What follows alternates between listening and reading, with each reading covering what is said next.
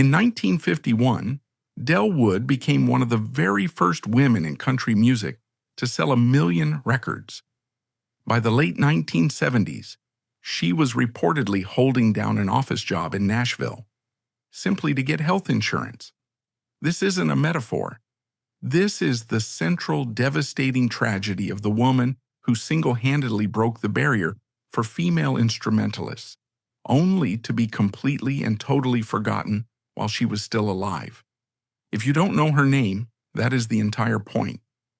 Del Wood was a pioneer who was systematically erased. As Nashville desperately chased a new, slick, respectable image, her loud hillbilly sound became an embarrassment, a shameful relic to be buried. This is the story of the piano queen that time forgot, and the quiet, brutal price Nashville made her pay. The sound we call country music in the 1940s and early 50s wasn't the slick product of today. It was raw, it was rural, and it was profoundly conservative. Its heart was the Grand Ole Opry, a live radio show broadcast from a former church in Nashville called the Ryman Auditorium. They called it the Mother Church, and it had a rigid patriarchal hierarchy. The stars were men, traditional singers like Roy Acuff, honky-tonk band leaders like Ernest Tubb, and string band purists. And women? Women were forced to exist in tightly controlled boxes. You could be the demure girl singer in a male star's band. You could be the protected member of a family act. Or you could be the desexualized comedian, most famously Minnie Pearl, who built her career on the persona of a lovable, safe spinster. What you couldn't be was a star in your own right. And you absolutely could not be a solo female instrumentalist. The very idea was absurd, and it was doubly absurd because of her instrument. The Opry had a piano problem. It wasn't just a city instrument, it was the sound of sin. The piano belonged in Western saloons, brothels, and rowdy honky-tonks. An alien presence in the church of the Opry. In this world, a woman alone, playing a barroom piano for fame? It was unthinkable. And this was the very wall Adelaide Hazelwood was about to run into. This, then, was the wall, a patriarchal, pious structure built by the Mother Church itself. It seemed impenetrable. But the woman who was about to crash into it wasn't a rural hick from the mountains. She was a city girl, born and raised right in Nashville, a classical prodigy whose respectable fingers were about to be corrupted by the very sinful music the Opry feared most. She was born Adelaide Hazelwood on June 15, 1920, in Nashville, Tennessee. And the Nashville she was born into was not yet Music City. It was a quiet, respectable Upper South city.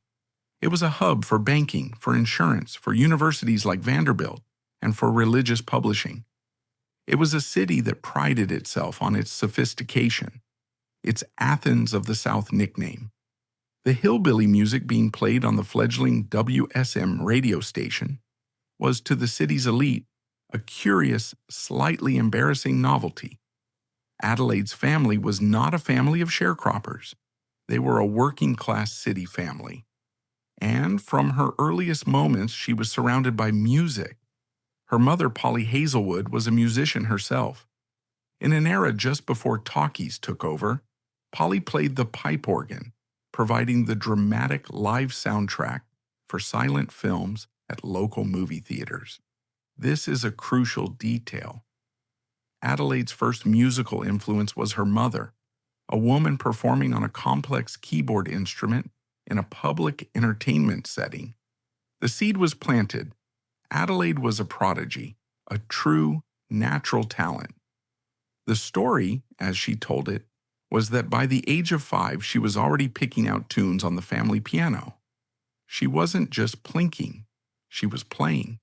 Her parents, recognizing this spark of genius, did what respectable parents of that era did. They got her lessons. So from a young age, Adelaide Hazelwood was formally classically trained. She learned the scales. She learned the sonatas. She learned how to read music, how to practice, how to play with discipline and precision.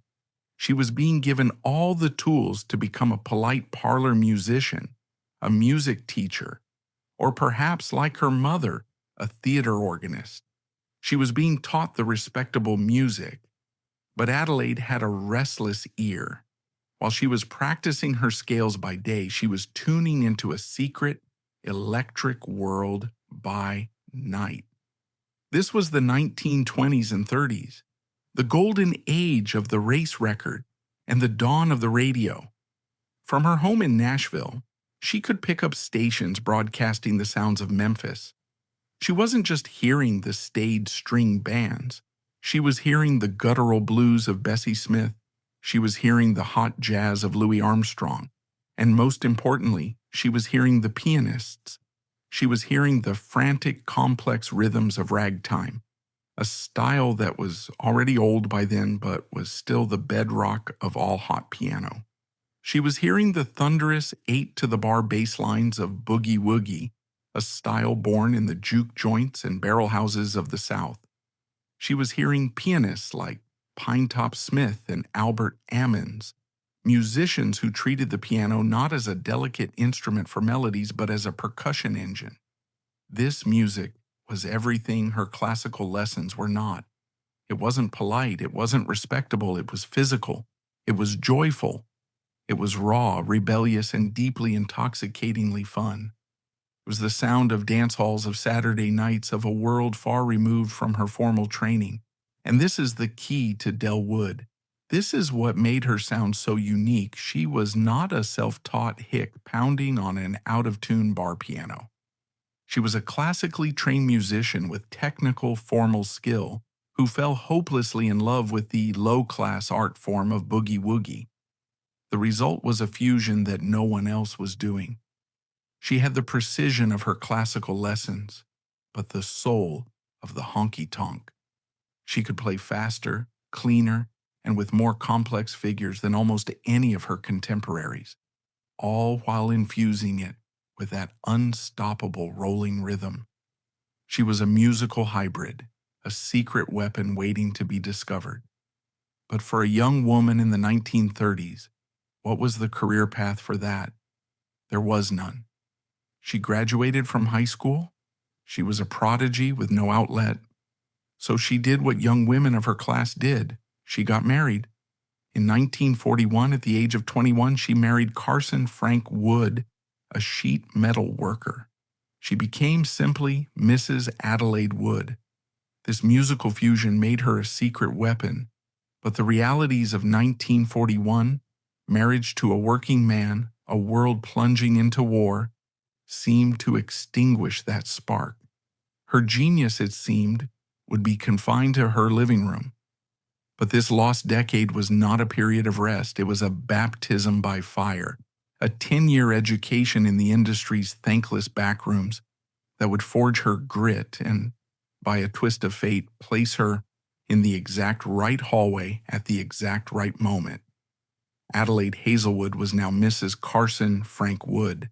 She was married to a sheet metal worker, a good, steady working-class man. The year was 1941. The world was about to go to war. Her dreams of being a piano star, already a long shot, were officially put on hold. But this period, this lost decade, from 1941 to 1951, is the most crucial part of her story. This is where the grit was formed. This wasn't a time of waiting. It was a time of grinding. Adelaide, now just Addie to her friends, had to work. She was a virtuoso, but a virtuoso needs to pay the rent.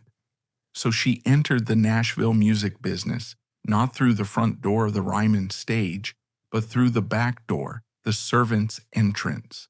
She became a song demonstrator. Today we call it song plugging. In the 1940s, it was one of the toughest, most invisible jobs in the industry. Nashville's publishing houses, like Acuff Rose or Tree, were the engines of the city. They were song factories, and Addie Wood was one of the assembly line workers. Her job was this. She would sit in a tiny non-air-conditioned room with an upright piano all day long. And all day long, the stars and producers of the Opry, the Red Foleys, the Ernest Tubb, the record men from Decca and Columbia, would cycle through. A songwriter would hand her a new piece of sheet music. "Play this for Mr. Foley," they'd say. And Addie, often reading the music for the very first time, would have to perform it. She had to instantly capture the song's mood. If it was a heartbreaking ballad, she had to play it with soul. If it was a fast novelty tune, she had to make it pop. She was the human jukebox. She was the first filter for nearly every song trying to make it in Nashville. She was paid a meager salary to sit in that room and sell other people's songs. Think about the psychological toll. She was a prodigy, a genuine artist with her own voice, and her entire job was to be a transparent vessel for someone else's art. She was the conduit, never the source. The stars would listen, nod, and say, "I'll take that one," and walk out with their next hit, barely even noticing the woman at the keys. And the nights were no better. To make ends meet, she hustled. She played any gig she could get. This was not the Ryman. This was the dark, smoky underbelly of Nashville. She played in hotel lobbies where she was just living wallpaper. She played in lounges where the clinking of ice in bourbon glasses was louder than her music. She played in rough roadside clubs where she had to pound the keys just to be heard over the brawls and the laughter. She was a tiny woman, barely 4 feet 11 inches, playing a massive, rowdy instrument in the most intimidating, male-dominated environments imaginable. She learned to play loud. She learned to play fast. She learned to put on a show even when no one was watching, just to protect herself, just to carve out a tiny space of dignity in the corner of a dark room. This was a decade of frustration, a decade of being the most talented person in the room and the least noticed. But she was, at the same time, strategically in the right place. Her hustle eventually landed her a spot as a staff musician on the radio. Not just any radio, but WSM, the 50,000-watt clear channel voice of the Grand Ole Opry. Again, this was not a star's job. She was filler. She was the one who played live piano interludes between the big network shows. She was the one who backed up the gospel quartet at 6 a.m. She was, quite literally, the help. But she was in the building. She was in the WSM studios day in and day out. All the Opry stars, all the producers, all the record men, they knew Addie Wood. They knew her as the hard-working, no-nonsense piano girl, the one who could play anything you put in front of her, the one who always showed up, always did the job, and never, ever complained. She had spent 10 years building a reputation not as a star, but as the ultimate professional. She was 31 years old. Her marriage was stable. Her life was set. This, it seemed, was her career, a respected, if invisible, cog in the great Nashville machine. And this is where the lightning struck. The story is now a perfect Nashville legend polished by time, but its core is true. It was a normal day at the WSM studios. Adelaide was between sessions, or perhaps she was just warming up before her own block of filler time. She was alone. She sat down at the piano, not as Addie Wood, the song plugger, but as Adelaide Hazelwood, the prodigy. She wasn't practicing a new hit. She wasn't running scales. She was stretching her fingers. She was playing for herself. And what did she play? She played the music she loved, the music from her childhood, the disrespectful music. She launched into an old, dusty, almost forgotten tune from 1912, a ragtime piece called Down Yonder. But she wasn't just playing it. She was attacking it. She was playing it hot. She was playing it with all the flash and fire she had to suppress in her day job.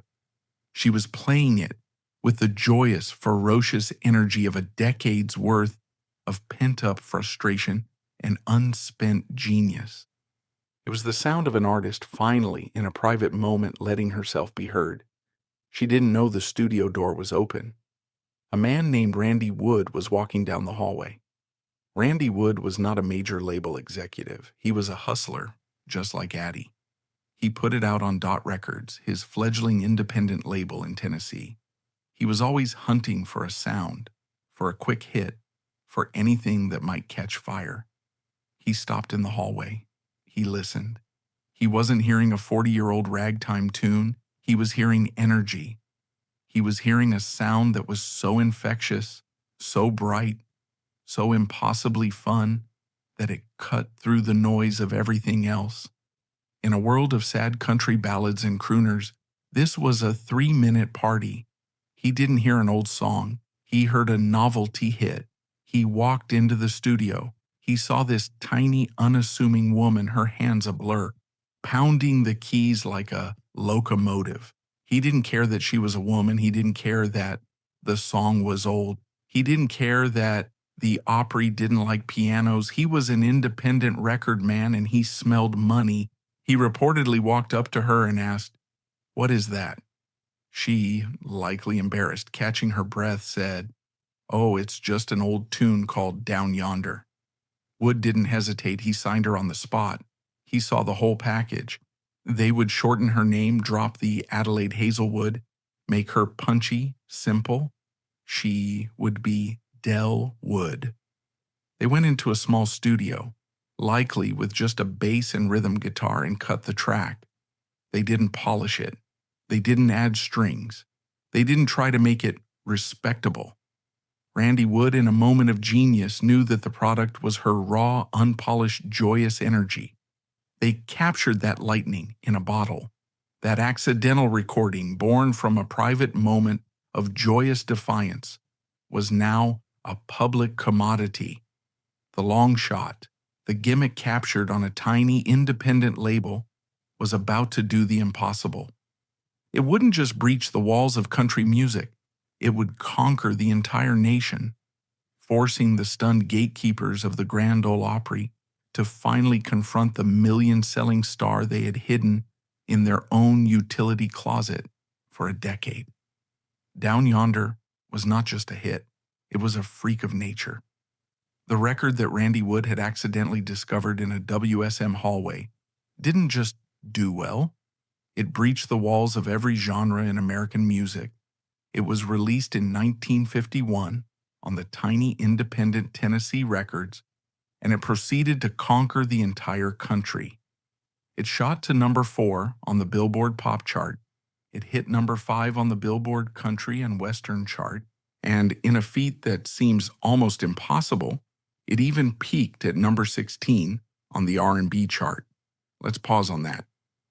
A 31-year-old white woman from Nashville, playing a 40-year-old ragtime tune, had a hit record in all 3 major segregated American markets simultaneously. It was, in a word, a phenomenon.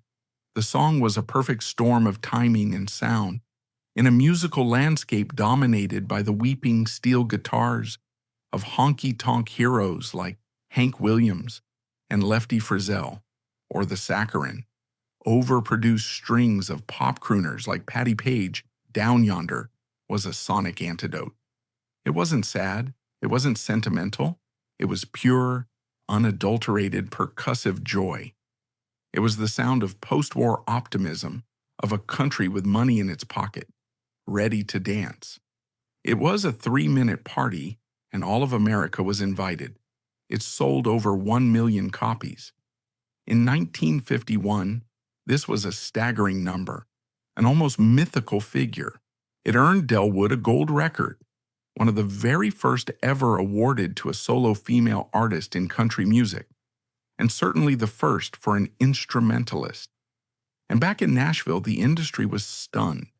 The major labels, RCA, Victor, Decca, Columbia, were humiliated. They had been beaten by an independent upstart, and the Grand Ole Opry. The Opry had a serious problem. The problem was this: their quiet, overlooked staff piano player, Addie Wood, was now officially one of the biggest stars in America.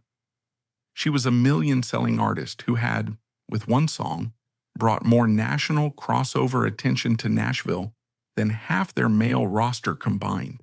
They couldn't ignore her. They couldn't keep her in the shadows playing filler music between shows. The mother church had a new, noisy, and impossibly popular parishioner, and she played the devil's instrument. The Opry, at its core, is a commercial enterprise. The decision, when it came, was almost certainly pragmatic, not progressive. They didn't invite Del Wood to join because they had a sudden, enlightened change of heart about women or the role of the piano. They invited her because they had to. They could not ignore a million-selling record. So in 1953, 2 years after Down Yonder had conquered the nation, the official invitation was extended. Adelaide Del Wood, the song plugger, was asked to become a full lifetime member of the Grand Ole Opry. Imagine the scene on her debut night as a member. The Ryman is packed to the rafters. It's Saturday night. The king, Roy Acuff, has just finished his set, singing a mournful song about a lost love, and the crowd is reverent. He steps back. The announcer, perhaps the legendary Big Jim Denny, the Opry's formidable boss, steps up to the WSM microphone, and he announces, "Her." And then the sacrilege begins. From the wings, stagehands roll out the outlaw instrument, a full upright piano, a barroom refugee, its wheels rumbling across the sacred wooden stage where only fiddles and guitars were meant to tread. It is an invasion. And then out she walks. This tiny woman. She was only 4 feet 11 inches, a pocket-sized powerhouse. She's not dressed in a safe gingham comedian's dress like Minnie Pearl. She is sparkling. She is draped in a glittering sequined gown. She is, in a word, a star. She walks out not to the side of a male band leader, but to the dead center of the stage. She doesn't have a band. She doesn't have a singer. It is just her. She gives a bright, confident smile to the thousands of faces in the pews, sits down at the piano, and then she unleashes hell. She wasn't just playing, she was performing. Her small body rocked. Her hands were a blur. She was pounding those keys with the force and the fire of a decade spent in the shadows. This wasn't the polite, classical music of the city's elite.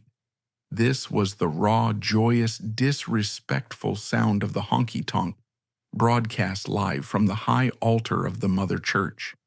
The crowd would have gone insane. This was music you couldn't sit still for. And in that moment, she wasn't Addie, the song plugger.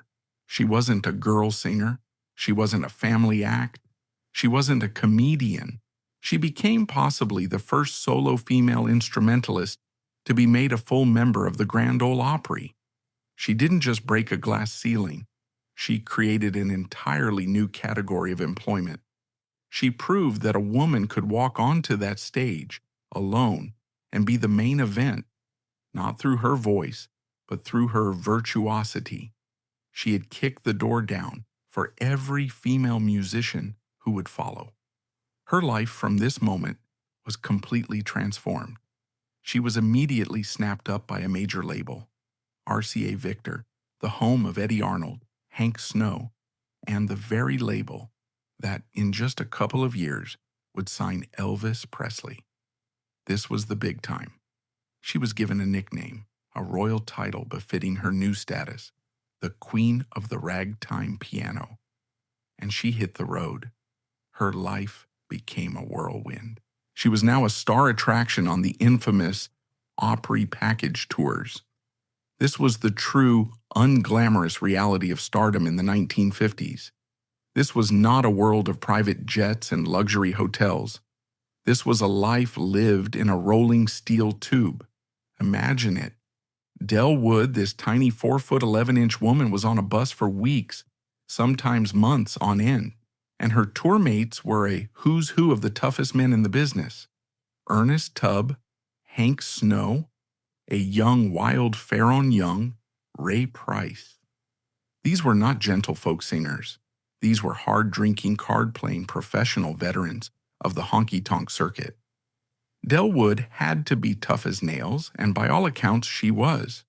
She was known as a total professional. She was quick-witted, sharp, and could give as good as she got. She wasn't one of the girls. She was one of the gang. She had survived a decade as a song plugger. A bus full of cowboys was nothing. This is where she formed one of the most important friendships of her life, with Minnie Pearl. On the surface, they were opposites. Minnie, the tall, gangly comedian, in her country costume. Del, the tiny, sparkling instrumental virtuoso. But in reality, they were the same.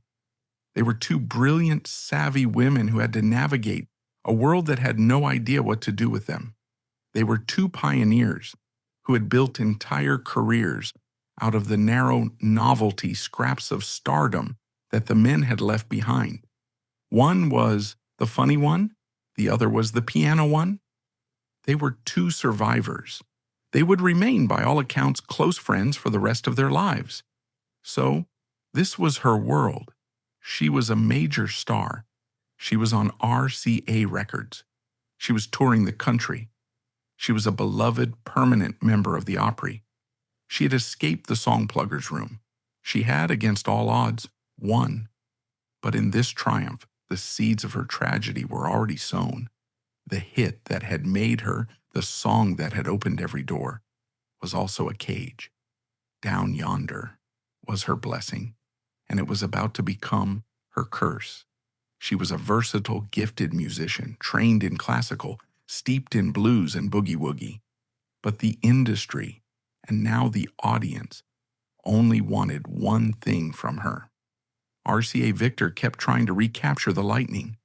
They released follow-up singles, Ragtime Melody, Piano Tune-In Boogie, Pickin' a Polka. They were good. They were energetic. But they weren't Down Yonder.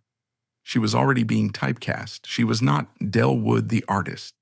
She was Del Wood the Down Yonder lady.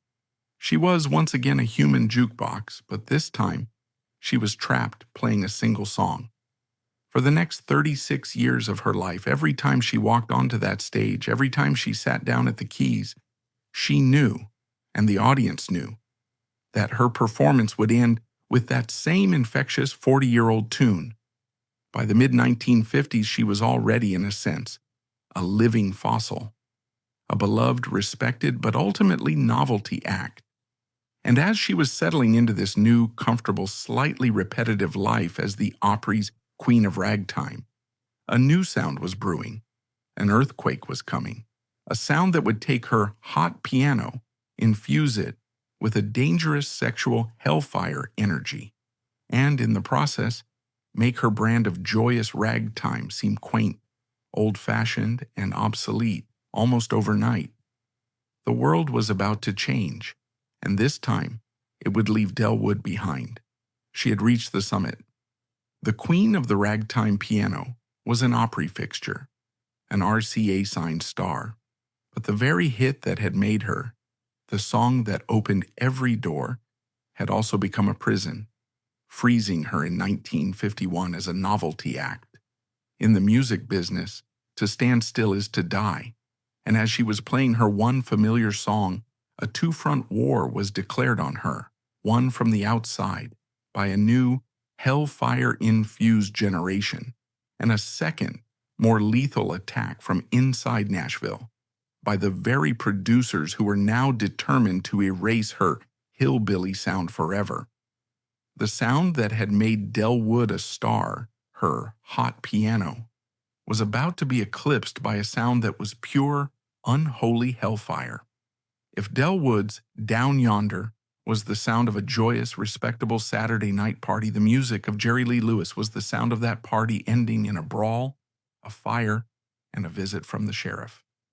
The earthquake of rock and roll didn't just change the charts in the mid-1950s. It fundamentally rewired the entire mechanism of popular culture. The engine of the music industry shifted permanently from the adult market to the new, powerful, and flush with cash demographic, the teenager. And what did this new generation want? They didn't want fun. They wanted danger. Del Wood, at her core, was a novelty act. She was a brilliant musician, but her product was joyous, infectious, and above all, non-threatening. Her 4'11" frame, her sparkling dresses, her big smile. It was all wonderful, professional entertainment. It was music your parents could tap their feet to. Jerry Lee Lewis was not entertainment. He was a cultural accelerant. He wasn't just playing the piano, he was attacking it as if it were a mortal enemy. He played with a sexual, animalistic, and terrifying energy. He was nicknamed the Killer, and it wasn't just a clever line. His music sounded like it could and would start a riot. This was a competition Del Wood could not win. She could not and would not compete with this new, raw sexuality. Her ragtime, which had seemed so hot and brash in 1951, suddenly sounded quaint. It sounded like a museum piece. She was still a star at the Opry, yes. But the Opry was an adult, family-oriented country music show. The entire explosive youth market, the engine that was now creating million-selling records on a monthly basis, had just left her behind forever. She was, to this new generation, a relic. This was the first attack, the one from the outside.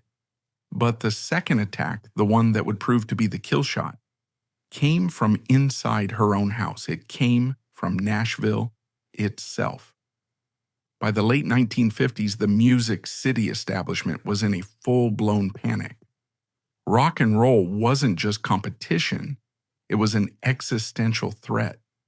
Record sales for hillbilly music were plummeting.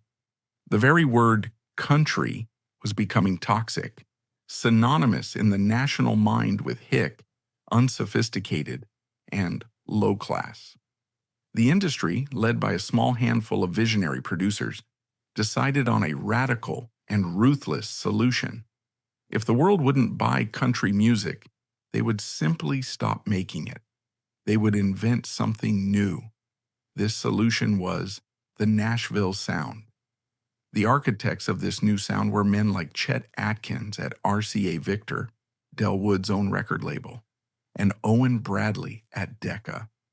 They were brilliant musicians and savvy businessmen who looked at the burgeoning, affluent American suburbs and saw a new, untapped market. These suburbanites didn't want to hear about prison, cheating, or drinking in a honky-tonk. They didn't want the nasal twang of a hillbilly singer, and they especially didn't want the raw, unpolished sound of fiddles, steel guitars, and tinny barroom pianos. The Nashville sound was a deliberate, systematic, and surgical erasure of the very roots that Del Wood embodied. It was a formula. First, you remove the hillbilly instruments. The fiddles? Gone. Replaced by lush, sweeping orchestral string sections, often flown in from Chicago or New York. The twangy, crying steel guitar? Gone. Replaced by the gentle, ooh and ahhing background harmonies of pop vocal groups like the Anita Kerr Singers or the Jordanaires. Second, you polish the singer, you find crooners, men with deep, smooth, pop-friendly voices like Jim Reeves or Eddie Arnold. You make them sing softly, closely into the microphone, as if they're whispering in your ear. Third, you elevate the material. You move away from the simple three-chord song structures and embrace the sophisticated A-B-A-B-C-B structure of a Tin Pan Alley pop song. The result? Songs like Jim Reeves's He'll Have to Go or Patsy Cline's Crazy. They were masterpieces of production. They were sophisticated, emotional, and, above all, respectable. They weren't country songs. They were pop songs with a slight Southern accent. And it worked. It was a commercial miracle. It saved the Nashville music industry, turning it from a regional hillbilly outpost into the global multi-billion-dollar music city we know today. It was a triumph for everyone, except for the people who were being erased. Now, in this new, sophisticated suburban world of string sections and whispering crooners. What is the least respectable, most hillbilly sound imaginable? It is the sound of Del Wood. Her entire identity, the loud, brash, tinny, out-of-tune, honky-tonk piano, was the exact sound, the exact low-class barroom image that her own label chief, Chet Atkins, was desperately trying to bury. She was now officially a musical refugee. She was trapped in a perfect, inescapable pincer movement. To the new rebellious youth market, her music was a quaint, old-fashioned joke compared to the sexual dynamite of Jerry Lee Lewis. And to the new, sophisticated adult market, her music was an embarrassing hick relic of the hillbilly past they were being trained to forget. She was too country for rock and roll, and she was too country for country. Her career as a recording artist was, for all intents and purposes, over. RCA Victor didn't know what to do with her. They were the architects of the new sound, and here they had the Queen of Ragtime on their roster. Her later recordings for the label are a portrait of this confusion.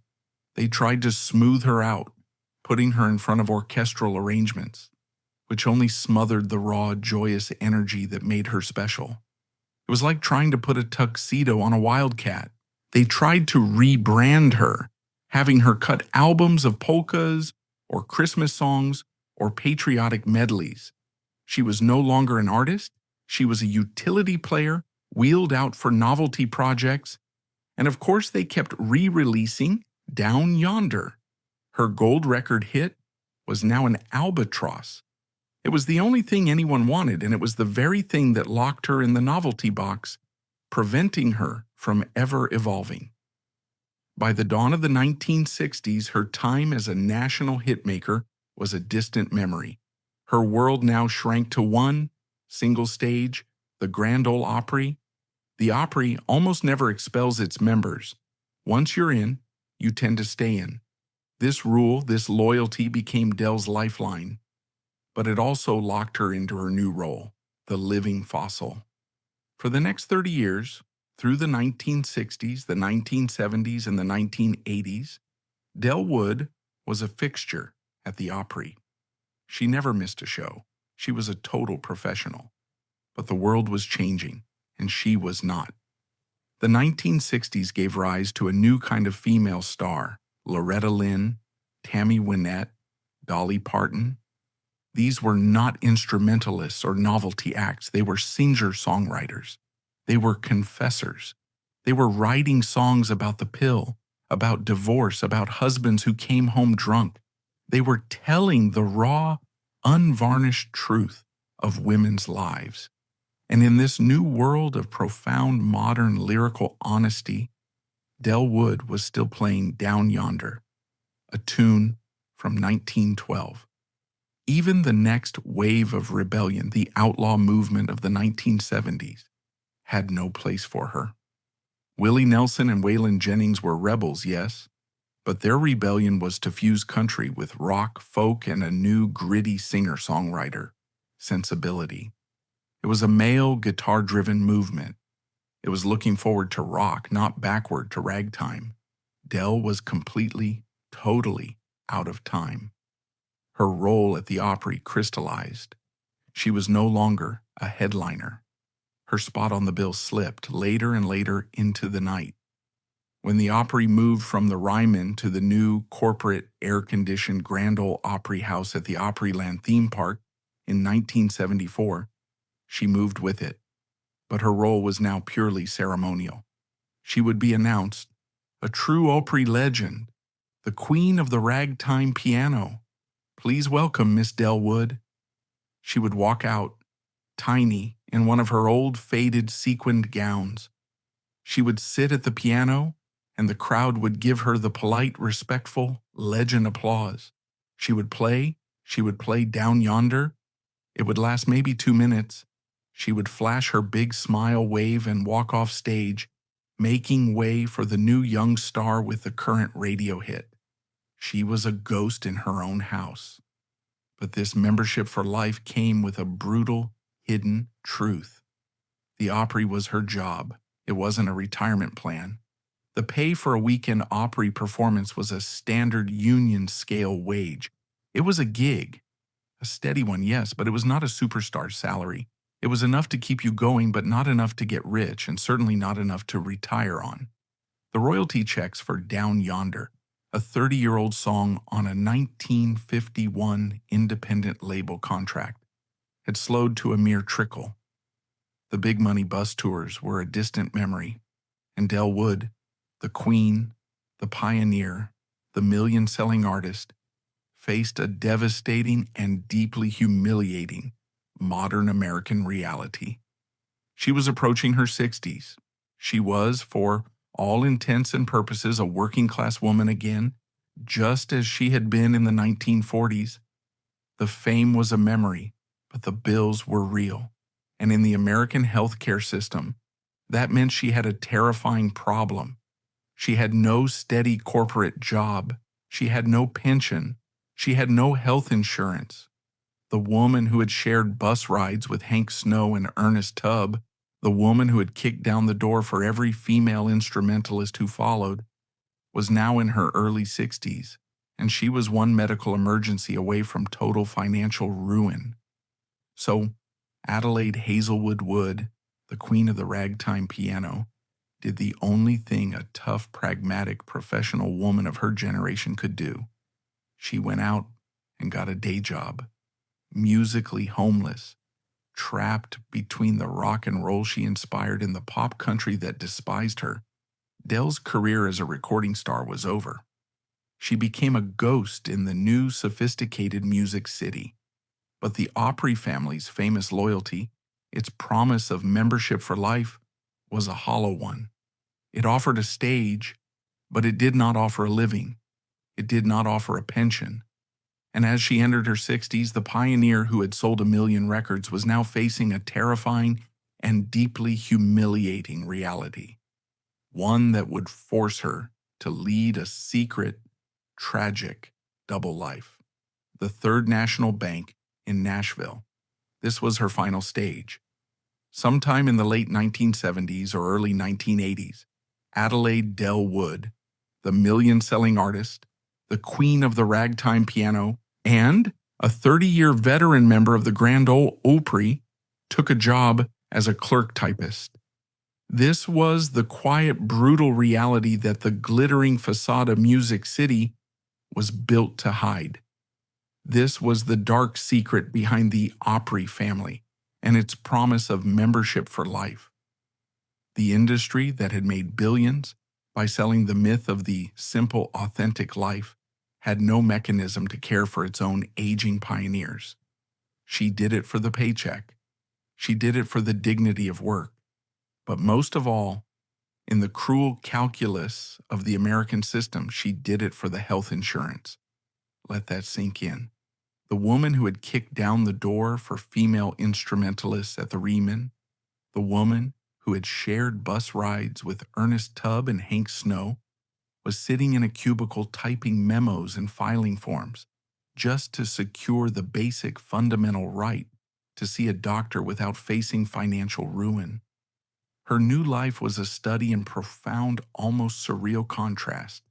By day, she was Mrs. Adelaide Wood, the quiet, older lady at the bank, a reliable employee. Her coworkers, most of whom were decades younger, likely had no idea. They had no idea that the small woman in the modest office dress, the one who was so quick and precise with her typing, was a musical prodigy whose hands had once been insured by RCA Victor. They had no idea she had played for sold-out crowds, that her records were in jukeboxes from California to New York, that she was, by any definition, a legend. She was a ghost in her own town, hiding in plain sight. Then, on Saturday nights, the transformation would occur. She would leave the bank, go home, and put on the costume. She would trade her sensible work clothes for one of her old, faded, sequined gowns, relics from a previous life. She would drive to the Grand Ole Opry house. She would walk backstage, past the new, young, million-dollar stars. the Reba McEntyres, and the Randy Travises, who were the new face of the industry. She would wait, sometimes for hours, for her late-night slot. And when her name was finally called, please welcome the queen of the ragtime piano, Miss Del Wood. She would walk out into the light. She would sit at the piano, and for 3 minutes she was not a bank clerk. She was a star again.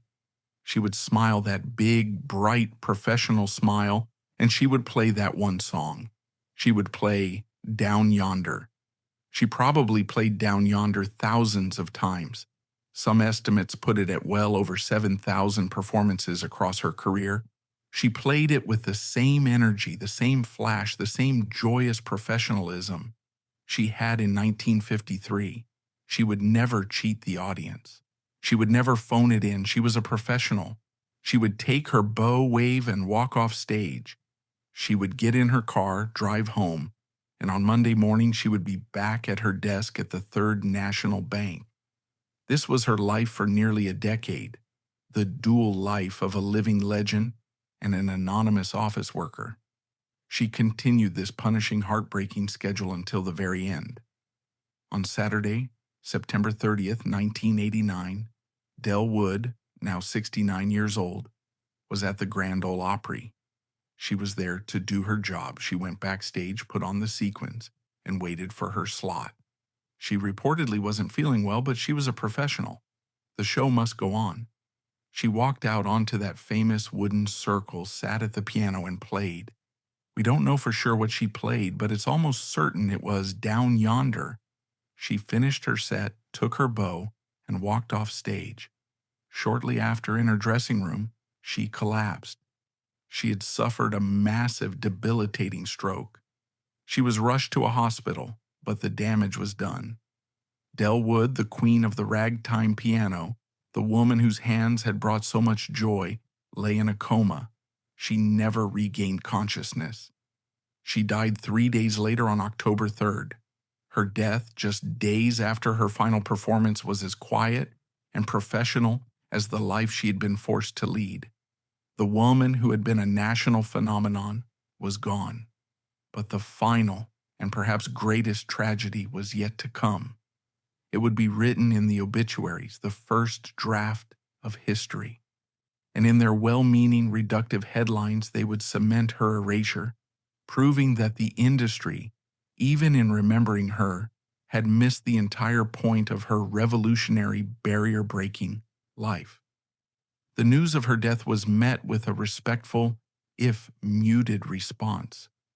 Her obituaries in the Tennessean, the New York Times, and Variety were all kind, and they were all, in their own way, the final tragic proof of her erasure. Every single headline led with the same predictable and reductive line, Del Wood, Down Yonder. Pianist, dies at 69. Her entire groundbreaking life, her classical training, her decade of struggle as a song plugger, her defiance of the Opry's patriarchal structure, her toughness on the road, her 3 decades of loyalty, all of it, in the official record of history, was reduced to a single 3-minute novelty hit from 1951. This is the true lasting tragedy of Del Wood. It's not just that she was forgotten. It's that the industry she helped build was the one that held the shovel. In chasing the Nashville sound, the industry sidelined a lot of the raw, honky-tonk energy Del Wood embodied, and Del Wood was that past. Her loud, joyous barroom piano was the very sound they were trying to kill. She wasn't just left behind. She was actively made obsolete by her own label and her own town. And in reducing her to Down Yonder, her obituaries missed the entire point. Her real legacy isn't ragtime. Her legacy is boogie-woogie. Her fusion of a relentless, pounding left-hand bass line with a bright, fast right-hand melody was a direct precursor to the very rockabilly sound that would, just a few years later, launch Sun Records in Memphis and make Jerry Lee Lewis a star. She was, in many ways, Jerry Lee's godmother, a piano-pounding force of nature in a dress. But she was packaged as fun and safe, while he was packaged as danger and sex. And her real barrier breaking, the one Nashville still owes her a debt for, is one of simple, physical presence. She wasn't Kitty Wells, who broke the lyrical barrier for women with, "It wasn't God who made honky-tonk angels." She wasn't Patsy Cline, who proved a female country artist could be a pop chart-topping superstar. She wasn't Minnie Pearl, who proved a woman could be a megastar by desexualizing herself as a comedian. Del Wood was the one who proved that a woman could walk onto the most important, most conservative, and most male-dominated stage in American music and be the main event simply because of her musicianship. She was not the girl singer, she was the artist. Every woman who has ever played a guitar solo on that Opry stage, every female fiddler, every female band leader, every woman who has ever demanded to be seen as a virtuoso and not just a pretty voice, is standing on the small, sturdy shoulders of that tiny 4 feet 11 inches woman who rolled her piano to center stage and for a brief, shining moment showed them all how it was done. Del Wood's story is a heartbreaking, cautionary tale. It's a profound reminder that fame is fleeting, that industries have no loyalty, and that progress often means burying the very pioneers who laid the road. The Mother Church of Country Music built its new billion-dollar cathedral on a foundation of respectability, and in doing so, it left one of its first and most unique female apostles outside in the cold, forgotten by the very congregation she had helped to build. She was the queen of the ragtime piano, a monarch left to file memos in a bank. She was a pioneer, whose name was erased from the maps she helped draw. She was a star. She deserved better.